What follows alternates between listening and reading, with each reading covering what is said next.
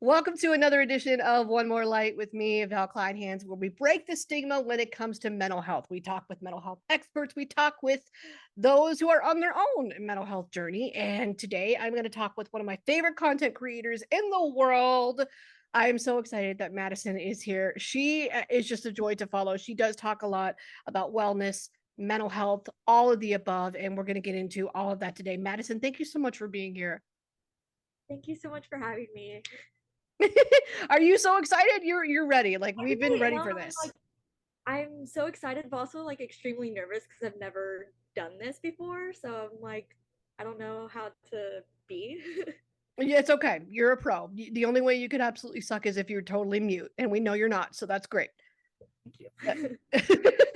Well, so how did your mental health journey begin? Ooh, that's a loaded question. Um, Take that wherever you want to go with it. yeah. I wasn't really known, like I didn't know that I had mental health issues for a really long time till maybe at the end of my high school journey. Hmm. I realized that I was not in that state of mind where I felt like things were going right and that I wasn't just, I didn't, I feel like I couldn't really stay happy. And I know Mm. that's very weird because happiness is more of a journey than it is a destination. Learned that it took me a long time to learn that, but Yeah. yeah, I would have to say it probably started at the end of high school, probably my senior year, because that's when I lost my grandmother and I just took a toll mentally there. So Yeah. Losing her was tough, and yeah, it that really was the was. biggest part. Yeah. Well, and going to high school was hard enough too. I mean, I Right. went All the like emotions, hormones. No, thank you. yeah, no, ma'am. We do not need all of that. But it is happening, and we're just like we don't know what to do with this. That was kind of when I realized that I was first feeling like anxious and depressed, and my parents were going in my when I was in high school. My parents were going through a divorce at that time too, so that like added to it, and I was like, oh, this is not good. This sucks.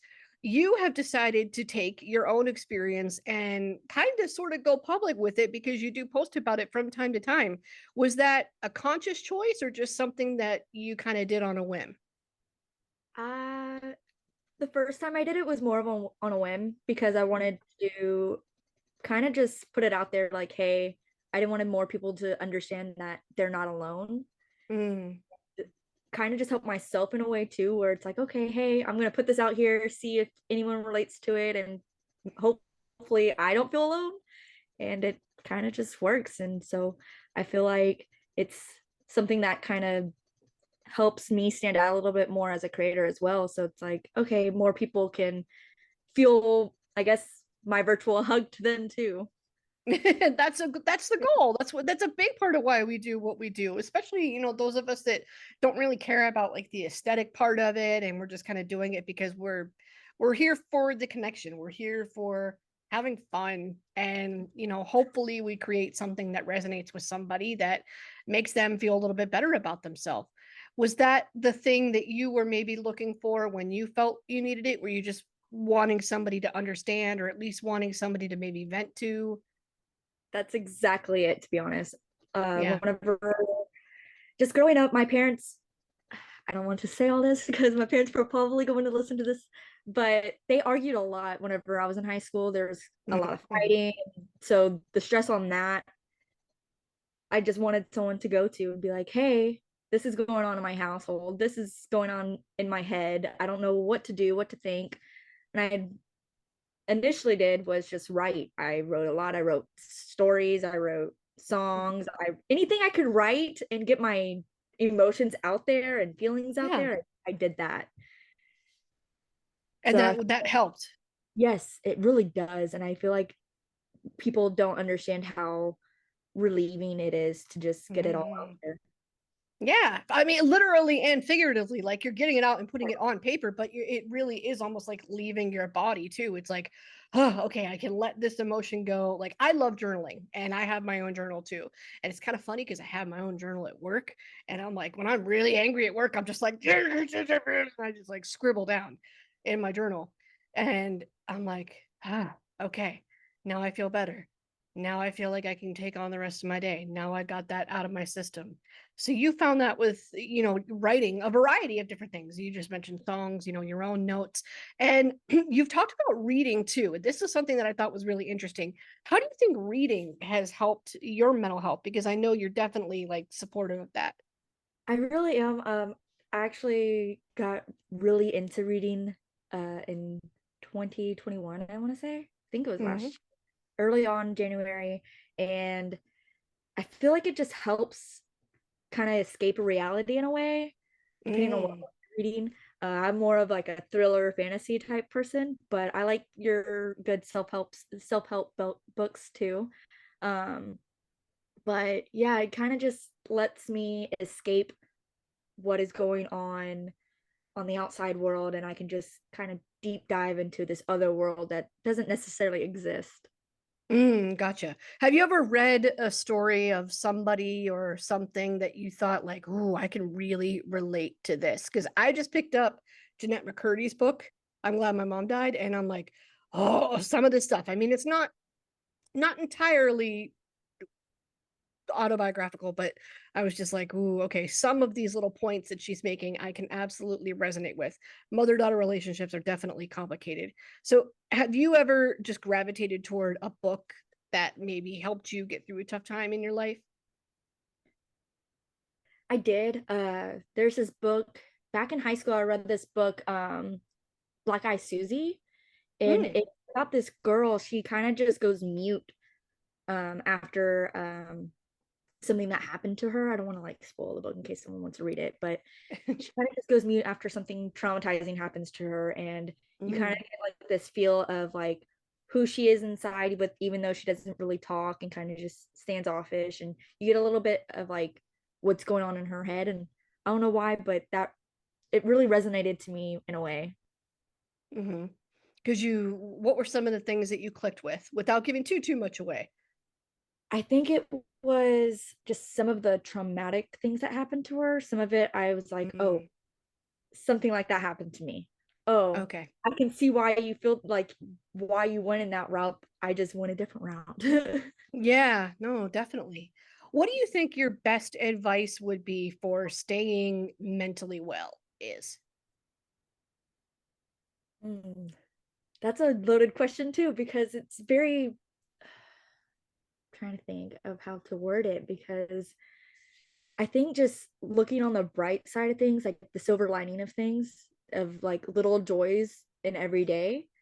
I Mhm. know that can be really hard, especially when you're having like one of those days where nothing right, like everything that can go Mhm. wrong goes wrong. Right. Uh, but just writing that one little thing, like that one person who gave you a smile from across the road, like it's that's the one thing. But I think it's also just thinking and knowing that happiness isn't like a state of mind, it's an emotion that you feel. Yeah. And I think that's hard for a lot of us to understand, because we just, oh, we're that's the goal, is to be happy. But it's really Right. just being well is more of the goal than it is. Yeah. We do forget that. I absolutely agree. Like we see that in TV and movies all the time. It's like, oh, there's this journey and there's supposed to be this end to it. And it's supposed to usually be a happy ending, air quotes. But like sometimes it's a little messy getting there, and sometimes we don't even always get there. And even if you don't, we need some more things that are showing us that's okay too, because sometimes that does happen in life. You can have an awesome day, and you can have the worst day ever, Yeah. and all of it is inevitable. It took me a long time to realize that for sure. Yeah, I So, think you'll oh, sorry, go ahead. no, totally. Go ahead. What were you going to say? I just feel like a lot of us just tend to just want that end journey now instead of Yeah. seeing what we're going through in the process. We just want to Yeah. be in Because everything else we get instantly. I mean, for crying out loud, we can get food with Uber Eats in seconds. yes. Like we get everything else so instantly. Somehow we've thought that maybe we can get happiness instantly. It's like, I don't No. know about that. I don't know about that. And you don't learn. I don't think you learn that until you're like a little bit older. You Yeah, know, I Or think until you. you At see least that when you're like, an ooh, adult, I mean, at this home, like didn't living alone, yeah. right. Yeah, until you're a little bit older and you start to see like, ooh, this didn't quite happen the way that I wanted it to happen. And now I don't know what to do with myself. And it's like, well, just because it happened doesn't mean it's terrible and end all be all. There still is life after this. Yeah, That was something that I had to like really work on telling myself. It's like, okay, this isn't such a catastrophe. Like we can do this. It's okay. We can move forward. I wanted to ask you, how do you stay well when you're going through any type of mental struggle? What are some things that you do? And you talked about writing. Is there anything else? listening to music, that's another great thing Yes. to do, or listen to podcasts. Like I listen to One More Light a lot, You to be honest. do? Oh, thank you. Like ever since you asked me to come on, I was like, oh my god, I have to listen to the podcast so I can know like what's gonna happen. So now I listen to you. I listen to Carissa's Self-Care with Carissa. She has a podcast as Yes. well, and I listen to hers. And Yeah. I love her advice with the 1% better every day. That Hmm. one really hit home for me because Yeah. as a person with ADHD, I have an all or nothing mindset. And so Oh, okay. it's either I do all the dishes or I do no dishes.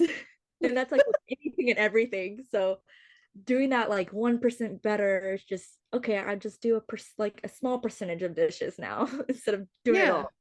all. But whenever it comes to like my own like depressive episodes, ooh, getting out of them, I think just spending time with not only myself and my feelings and letting myself feel them, but also spending time with my boyfriend and having like him to talk to about it really helps too. So I would suggest at least talking to someone that cares about you and that you care about. Yeah. That feels better every single time. Just going to that person that you know you can trust or finding that thing that is a positive outlet, something like writing, for example, or reading, all positive things. And I love Carissa's podcast too. That's awesome. She's really good. I love her. So good. And I know that you and I both definitely love being content creators, and you posted a reel about something that made me feel so much better about my own content.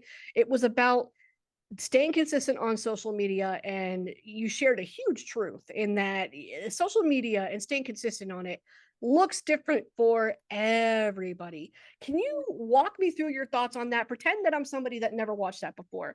What's the purpose behind that reel, and what was your thinking behind that reel?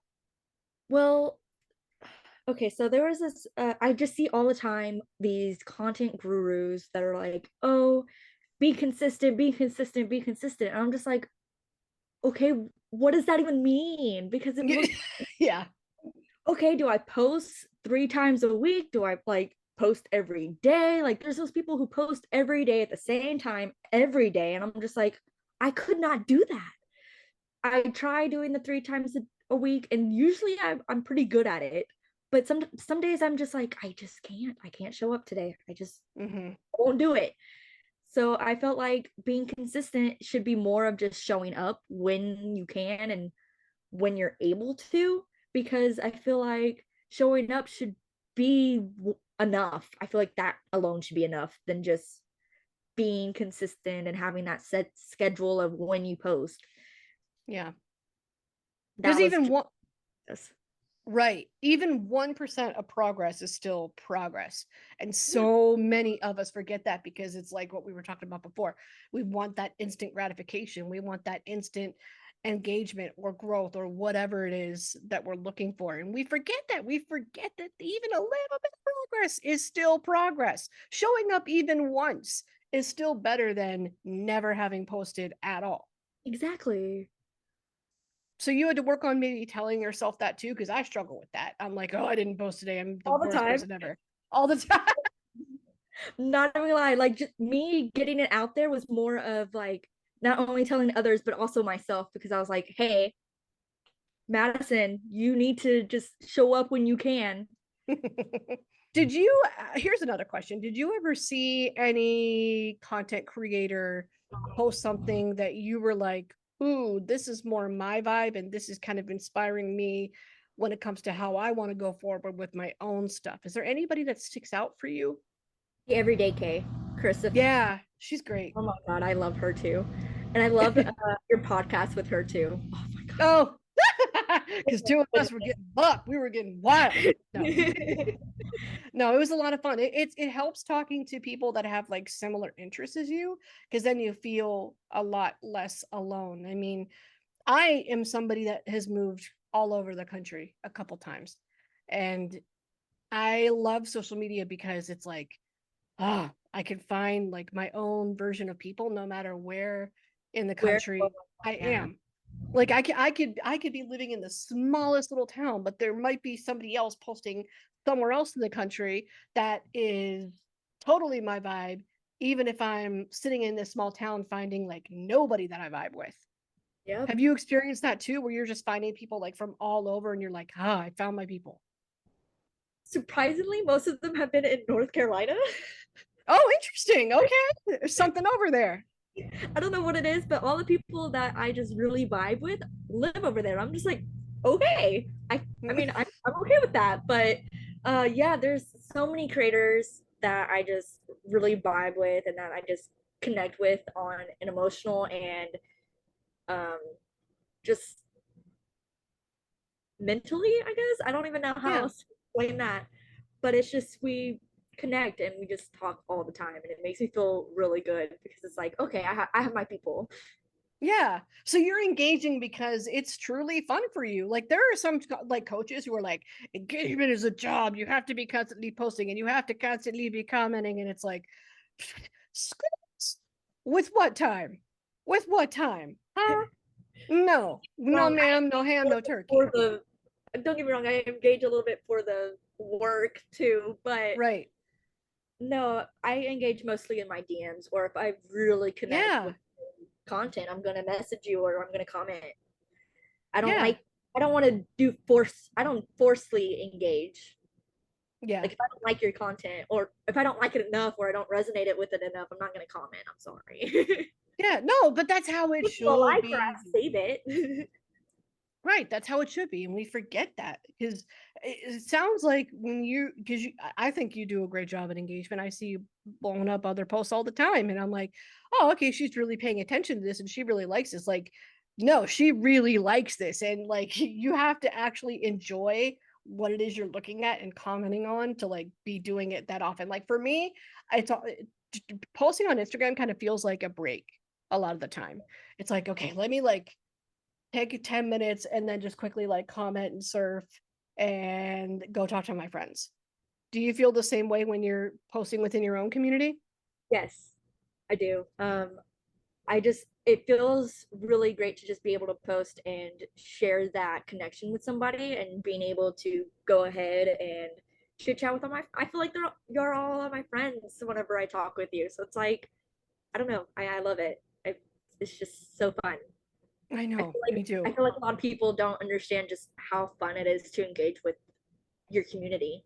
Yeah. When you have the right community behind you, what kind of posts do you think you were putting out there that maybe helped you find more people that you could chat about mental health with or wellness, anything like that? Were there any posts in particular that you think got people's attention and helped you to find that community behind you? Ooh. I don't think I have one specific post because my growth has been very slow. And I'm not like Hey, mad same or here. complaining about it, but it's just I think it's just a collective of keeping keep talking about it, like just keep talking about mental health, keep talking about wellness. Hmm. And I think that's what is just slowly driving people in. Um, but I'm not sad or upset about it. I love my 200 whatever people that follow me. Yeah. No, that's you have to enjoy it. However, whether it's one person or 10,000 or whatever. I mean, honestly, the growth is going to be what it is. The algorithm is what it is. I think there's a lot of behind the scenes that we don't even fully understand, but it becomes worth it when you find that community behind you. What do you think that you would still like to see when it comes to the mental health conversation? What else do you think we should be talking about that maybe we're not talking about enough? I think just more if I can speak English, that'd be great. Take your time. It's okay. This can all be edited. I think mental illnesses also, like just talking about the different mental illnesses, Hmm. like eating disorders, that's a huge one that I feel like doesn't isn't really talked about that much. And Yeah. it's the deadliest ones. Um, Thankfully I've never really dealt with that, but it's just I think just talking about it and just sharing our stories, whether it's our friends or our personal stories, I feel like just talking about it and getting it out there, that I think we should just do that as a whole.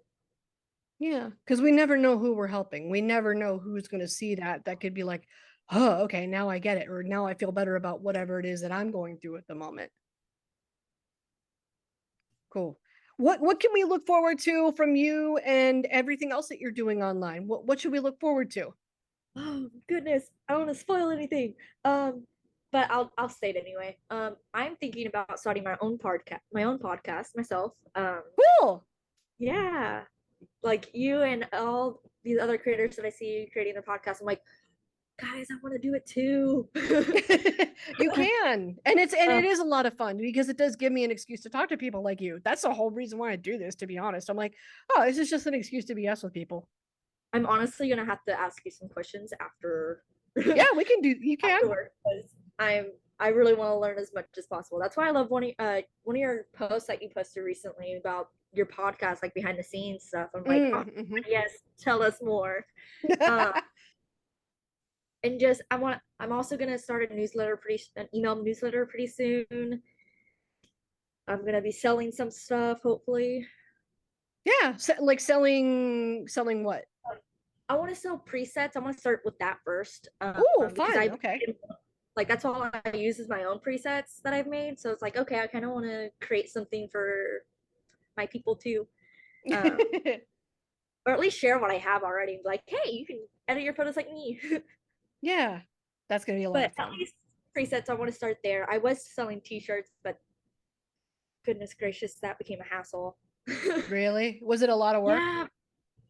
Yeah, it one, it wasn't selling anything. I was spending way more money than I was making it.